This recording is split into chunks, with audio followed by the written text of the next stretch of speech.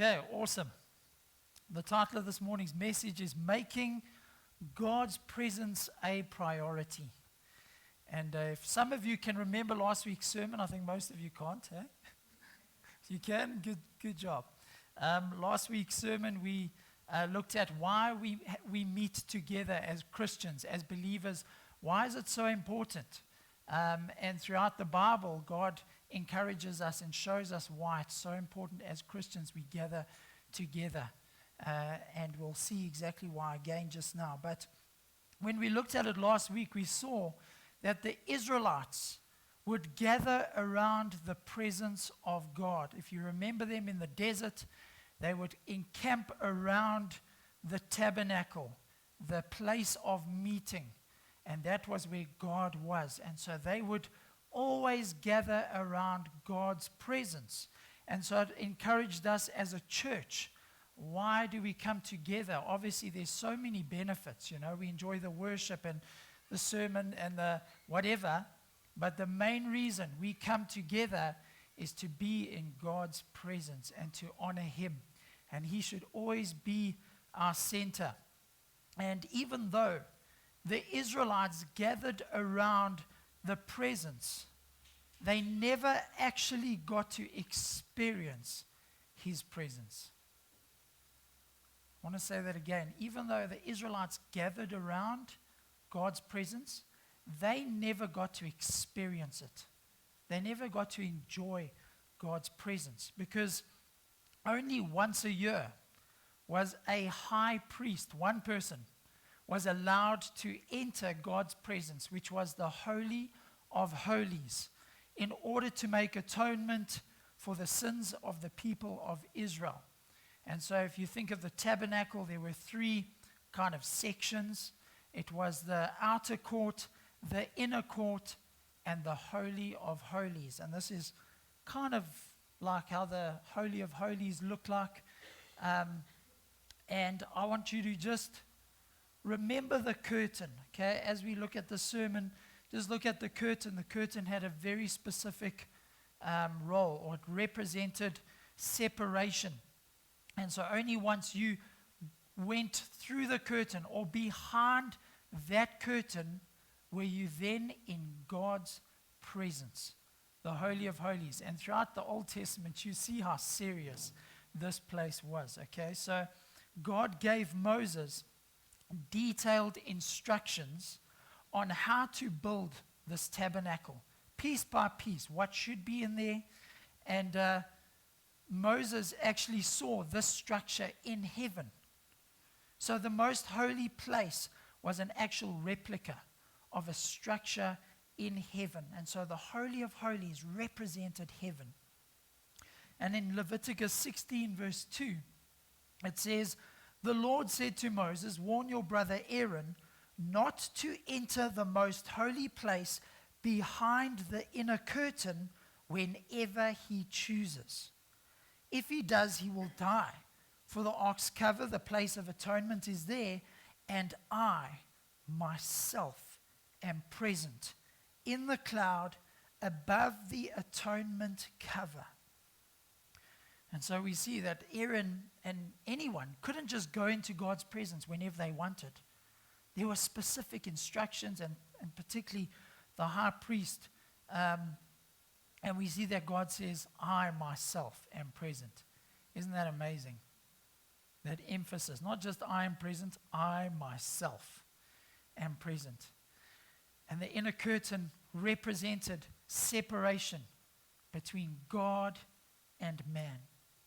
And Aaron, he was the high priest. I mean, he should have been allowed to go in, but his sons were disobedient, so Aaron had to go through this whole process. Strict guidelines in order to finally be able to enter God's presence again. Leviticus 16 verse 17 says, "No one else is allowed inside the tabernacle when Aaron enters it for the purification ceremony in the most holy place.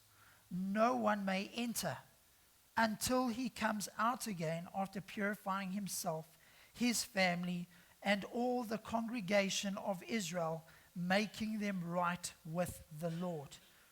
I mean, isn't that crazy? Do you see how sin had separated the people from God. Now I want you to cast your minds back to the beginning of Genesis. I love reading it because it just shows you what God's heart is and his plan, and I suppose the whole Bible tells us that, but particularly beginning of Genesis. So think of what we've just read now, and now cast your minds to Adam and Eve. God creates the earth and everything in it is good. And then he creates Adam and Eve. And what does he do with them? He walks with them in the garden. Every day, God is walking with them. He is next to them. He is having fellowship with them. Can you imagine how amazing that is? Walking right next to the creator of the heavens and the earth, all powerful, ever present. And they got to do that and experience that. And fast forward a few hundred years later, and look at this. Do you see what a massive, what sin actually did? And in the Old Testament, as we see, there was a system and structure and rules and procedures to strictly follow in order for one man, a high priest, to enter God's presence. And if anyone stepped out of line just slightly, if you just looked at the Ark of the Covenant, or if you just touched it, you died. I mean, it was pretty serious. This was the same situation in Jesus' day. So when Jesus came to earth, it was still the same. There was no longer a temporary structure, but there was a temple in Jerusalem which had a similar structure. It had the curtain, which no one was allowed to go behind. But something absolutely amazing happened. When Jesus took our place and died on the cross, something amazing happened. And we're going to read it in Mark 15, verse 37. It says, "Then Jesus uttered another loud cry and breathed his last, and the curtain in the sanctuary of the temple was torn in two from top to bottom." This curtain was not made of very thin fabric that a gust of wind could tear it. I mean, Exodus tells us that this curtain was thick. I mean, it was fashioned from blue and purple and scarlet material, and it was twisted linen. And so it was clearly an act of God. God was ripping apart the very thing that separated and divided his people from himself. And so Jesus' death on the cross not only saved us from eternal separation from him, but also from living separate from him on earth. And so today we can experience and enjoy God's presence here and now. We don't have to wait for heaven. I mean, that's what we all long for. And yes, it's going to be incredible. But we can still experience God's presence here and now. We are so blessed, and we don't actually know it. Once where there were procedures and a system and rules and regulations, now the presence of God has been made open and available for everyone. The old covenant was done, and Jesus made a new covenant with his people. Man no longer needed a high priest on earth to atone for their sins, to be a mediator between God and man, because Jesus became the great high priest when he made that final payment. And we read that in Hebrews 4. It says, "So then, since we have a great high priest who has entered heaven, Jesus, the Son of God, let us hold firmly to what we believe. This high priest of ours understands our weaknesses, for he faced all of the same testings we do, yet he did not sin. So, because of all of that, let us come boldly to the throne of our gracious God. There we will receive his mercy, and we will find grace to help us when we need it most. And so Jesus has entered the true Holy of Holies. He has entered heaven as our great high priest. And Colossians 1 tells us that you were his enemies, separated from him by your evil thoughts and actions. Yet now he has reconciled you to himself through the death of Christ in his physical body. As a result, he has brought you into his own presence, and you are holy and blameless as you stand before him without a single fault. Isn't that incredible? Doesn't that give you joy and peace? It's absolutely amazing what Jesus has done for each one of us. Can you imagine Moses hearing about this? In the days of the tabernacle and the Old Testament, can you imagine Moses actually reading some of these scriptures that we've just read? Imagine David or anyone in the Old Testament hearing that, you know what? One day God's going to send his son, and he's going to pay the ultimate price. He's going to be our high priest. He's going to atone for our sins. We won't have to do it like we did in the Old Testament. That curtain that separated us from God's presence will be torn, and anyone and everyone can actually enter into God's presence. I don't know if they'd even believe us, but can you imagine the amazement and the shock? But you know what I think would have shocked them even more is knowing that most people wouldn't have a genuine desire to enter his presence. I think that would have shocked him even more, that he would have thought surely everyone would be running into God's presence. A.W. Tozer says, with the veil or the curtain removed by the rending or the rending of Jesus' flesh, with nothing on God's side to prevent us from entering, why do we tarry without? Why do we consent to abide all our days just outside the Holy of Holies and never enter at all to look upon God?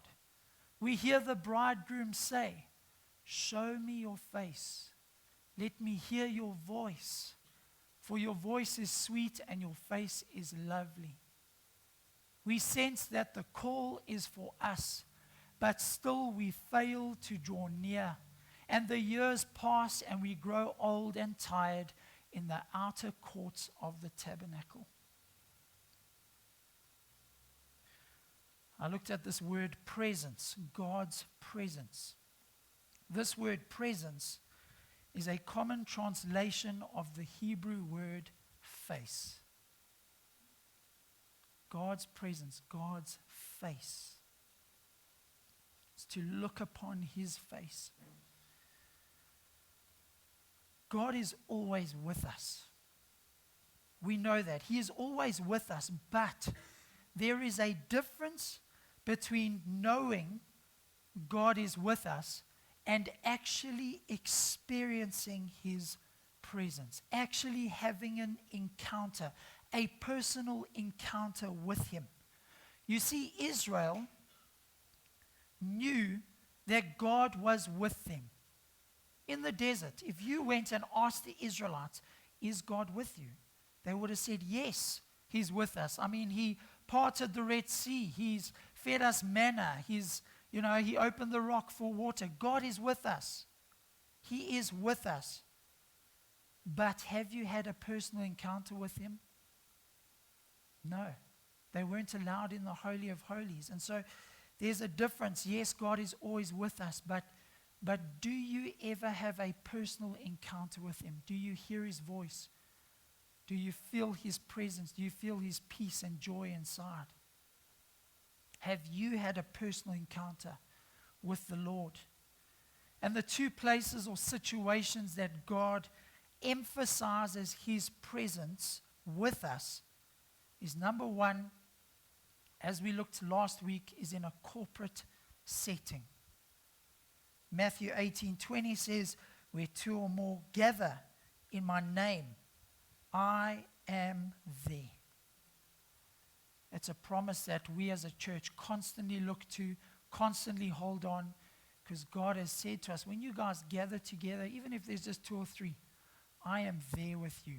I will draw near to you. You can encounter me and experience me. And so God, as we've looked at, he is omnipresent, but he emphasizes his presence being with us when we meet together in his name. And number two, the one I want to focus on briefly today, is in the secret place. God emphasizes his presence with us in the secret place. Matthew 6:6, Jesus said to you and me, he said, but you, when you pray, not if, but when you pray, go into your room. Isn't it amazing? Jesus actually told us to go to a place. Go into your room, and when you have shut your door, pray to your Father who is where? Who is in the secret place. And your Father who sees in secret will reward you in the open. Why does God highlight these two places or situations? I think it's because he knows that as human beings, our biggest hindrance to experience his presence is distraction, is being busy.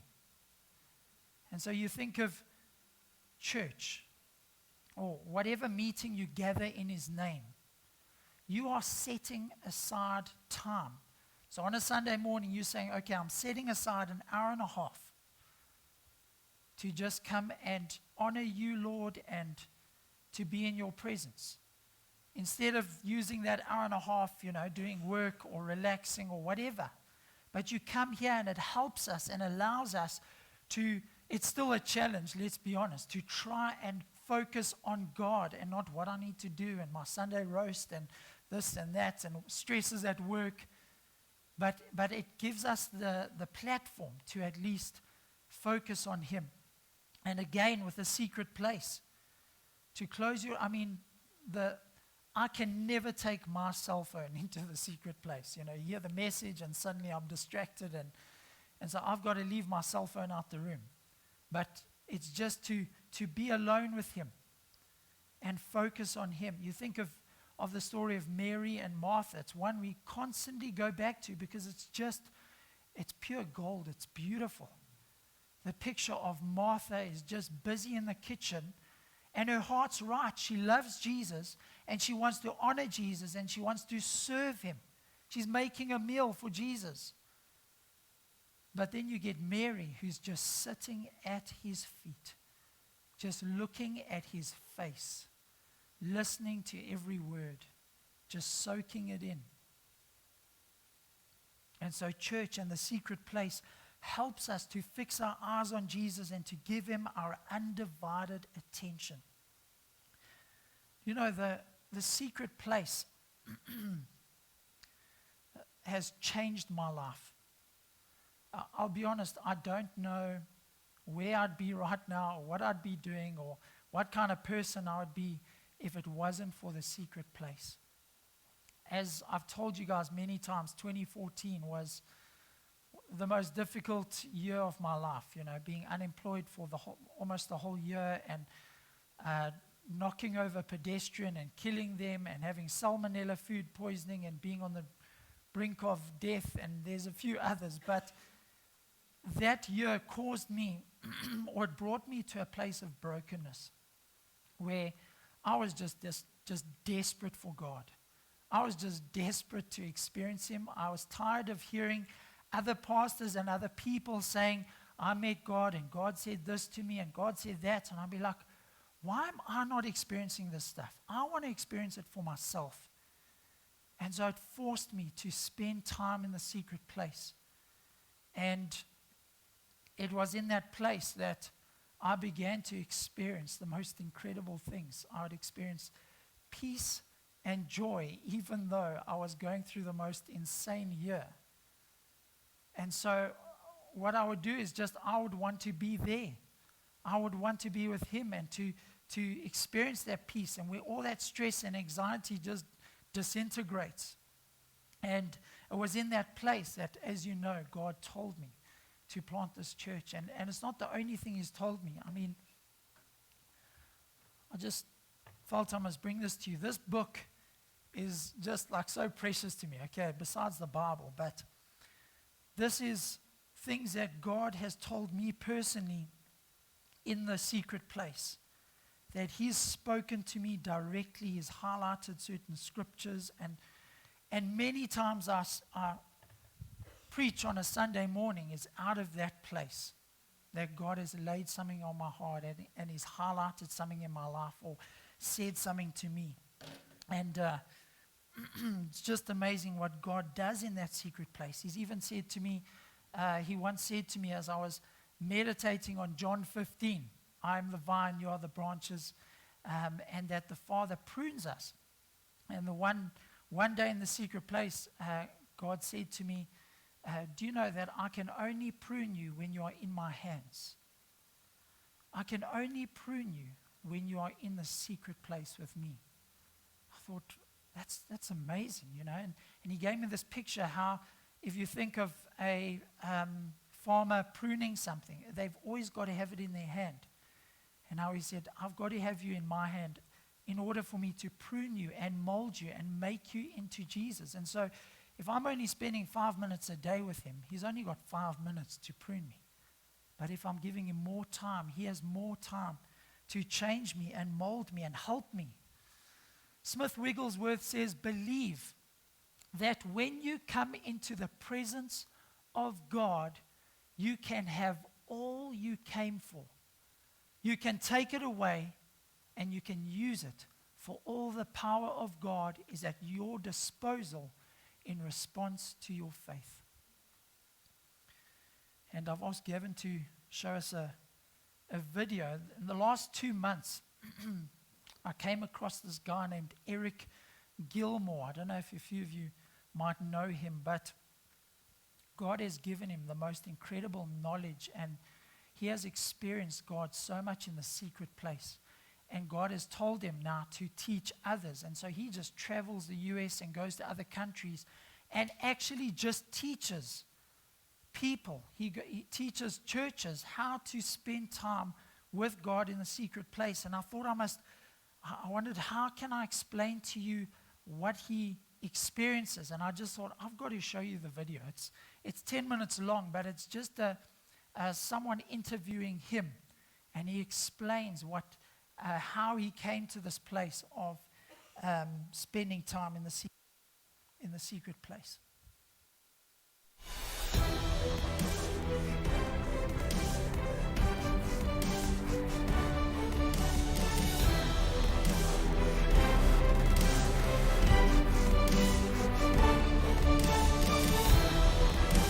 This is the greatest hour to follow Jesus.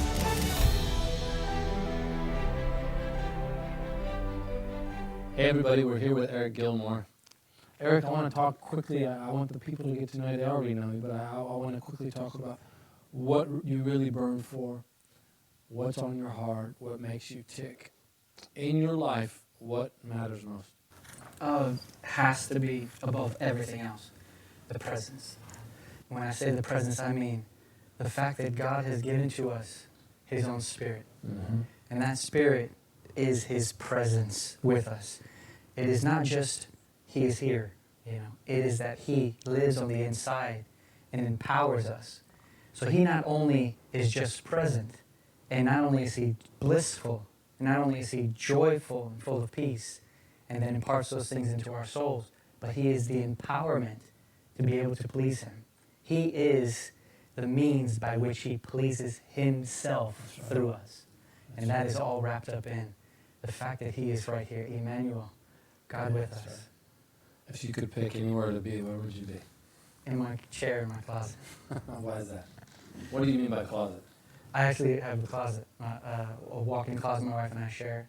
But one section on the side is mine, and I have a little chair that I put together on the inside because I couldn't fit it through the door. Okay, so in your house, you have a place where you go and be with God.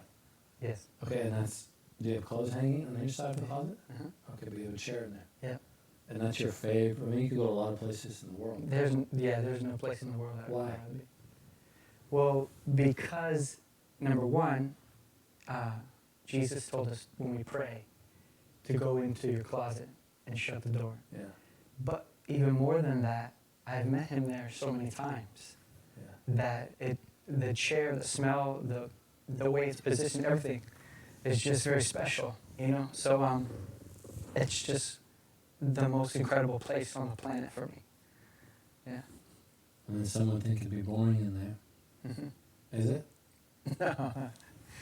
No, it's not boring because in the presence of the Lord is fullness of joy. And at his right hand, there are pleasures forevermore. Yeah. So with him is everything I've ever wanted. It's literally like having everything that I've ever wanted at one time. Because he maxes out all the pleasures of your soul because the soul was made to be held by him. Wow. So when he holds the soul, everything that the soul can feel and delight in is maxed out because it's right where it's supposed to be. Every other water you will thirst again. Yeah. But this water, you will never thirst That's again. right. You know, we've traveled a lot together. We've been around the country together. We've ministered a lot together. But what Eric's saying, I know to be true because I know him on a very, very close level. And if there's one thing I know about Eric, it's that he loves to be with Jesus. And to me, that's the hallmark. That's what matters most. Yeah. There's something about being alone with the Lord that seems to purify a motive. It reveals motive. Nobody's watching. The opportunity is there to really come to him for him and him alone. So when we talk about the presence of the Lord, I want to, I feel like that's the vein the Lord wants us to stay in. Can you feel God's presence? Yes. Yes, so God's presence is feelable. Yes. Is it tangible? Yes. Okay. So talk about that. Why is it important to feel the Lord's presence? Because his presence satisfies us. Satisfaction is not just like a perk that you get, you know. Yeah. It literally is the means by which God frees us and empowers us to be able to obey him. So true. We need him Yeah. to be able to obey him. As a matter of fact, obedience is when a man's life is yielded to God to the extent that God then can perform through the man the things he has spoken into the man. Mm-hmm. He's the bread of life. Yes. Yeah. Satisfaction is huge. Huge. Yeah. Okay, so does this have to be a daily thing? I mean, do we have to be with him daily? Can we take a few days off? I mean, what does the Lord want from us, or what sustains a man Right. as far as the frequency of being with him? Right. Jesus said, man shall not live by bread alone, but by every word that proceeds, comes from the mouth of God, proceeds, not proceeded. It's a living speaking. Mm-hmm. He's speaking. And as he's speaking, while we maintain pace with his speaking, we continue to live. That's right. If we lose pace, then we start feeling the effects of death Yeah. start to come. What does that look like? What you were before you met him. So as you begin to walk in pace with his constant speaking, then that's when the light of life can be seen effortlessly in our lives. That's the perfect will of God you're talking about. Yes, sir. Because it's not. I love the way you phrase that, pace, because it's not just a matter of what he says, but it's how he says it, how he accentuates what he's saying, and how quickly he says it. I mean, since he's a person, all of that plays into the perfect rhythm of the Spirit, right? Yes. Which is walking in the will of God, the perfect will of God. Yeah. So when you first began on this quest to be with the Lord, was it easy in the beginning? Was it difficult? Take us back to those days and how things have progressed since. Well, I met God in an unusual way because I was saved in the Brownsville revival. So it wasn't normal. This, what happened then, in that season of time, is not something that's happening today, you know. So my conversion, my meeting of Jesus, was very different than most people. I was swept up by the power of his presence. God's presence was in a geographical location so strong, people would drive by and get born again. And so that's the thickness of the reality of the person of God that was made manifest that caused me to throw my life at his feet. Those very beginnings. Yes. Yeah. And so what I did when I first began to spend time with him was, I remember leaving Brownsville. I drove up not wanting to go, and I wept leaving because I didn't want to leave. That's the mark of a man who's met Jesus. Why? Because I met Jesus. What do you mean by that? You I met mean, Jesus. He became so real, and what he feels like around him. See, he doesn't just give peace. He is peace. Yeah. He doesn't give joy. He is joy. And so what he is around you is the release of what he is into you. So when I met him, all that I have ever longed for was fulfilled by what he was and what he is and continually is to me.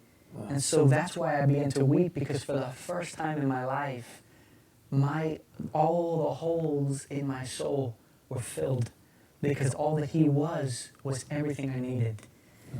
Yeah. Did you feel like you were driving away from him in a way? I did, yeah. I didn't know any better. Sure. So That's precious. I would go home and I tried to recreate a Brownsville service. I'd put Linda Cooley on it, listen to the whole album, started with praise songs, dance around in my room. All by yourself? All by myself. And then just get on my knees at the worship parts and just worship. Then I'd listen to Steve and get saved all over again. I'd follow the altar call all the way to the end, and I'd give my life again every day to Jesus. And then this is the part that wasn't in the videos, the Brownsville videos. When everything was said and done, and men had been born again at the altar, then these ministers rolled up their sleeves and went down into the crowd and laid hands on people, and they were filled with the Holy Ghost. So what I would do after I would respond to the altar call again in my room, I would stand and I would lift my hands and I would say, God, fill me again, fill me again, fill me again. And he would come and he would touch me, sometimes very subtly, sometimes incredibly powerfully, but he always came. Wow. And that's how I began to learn how to spend time with him, because I noticed certain things that were done in that recreated Brownsville service in my room really got thick. And every time it got thick, and it was normally worship that really caused things to increase. Right. And not just worship, but when I would just let him come. Lord, come. I just desperately, and in my poverty and bankruptcy, I need you. And it was there that he always came. It was like an irresistible attraction to him when my soul was bankrupt. And I said, if without you, I can't do it. And then he would come and touch me. And then I began to see that that's the secret. And to this day, I still practice the same thing. I'll go and I'll sit in my chair and I'll say the same things I said in the beginning. God, I have nothing here. I can't make anything happen. I don't have any holiness in and of myself. I need you desperately. I'm bankrupt without you. Pour in the Spirit. Yeah.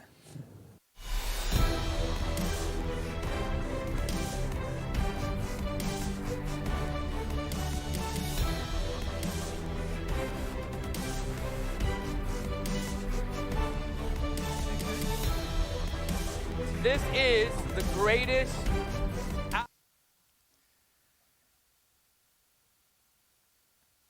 Fullness of joy and peace is only found in God's presence. A.W. Tozer says, nothing in or of this world measures up to the simple pleasure of experiencing the presence of God. And Alexander McLaren says, peace comes not from the absence of trouble, but from the presence of God. Craig, won't you come, play us a background in the background for us, please? Wouldn't you want to experience God's presence? Why doesn't every Christian do this on a daily basis? Because there is a price. There is a price which many people aren't willing to pay. Are you willing to pay it? What is the price?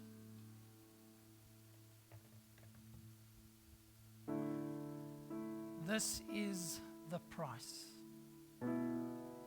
This is the cost. Time. Interestingly, this is not in heaven. But think about your own life. This is the cost to experience His presence. If you want to experience His peace, His joy, His love, His grace, then we have to pay this price. And I'll be honest, when you start out, everything runs through your head and tells you, what are you doing? You're wasting time. You have to do things. Your flesh does not like it.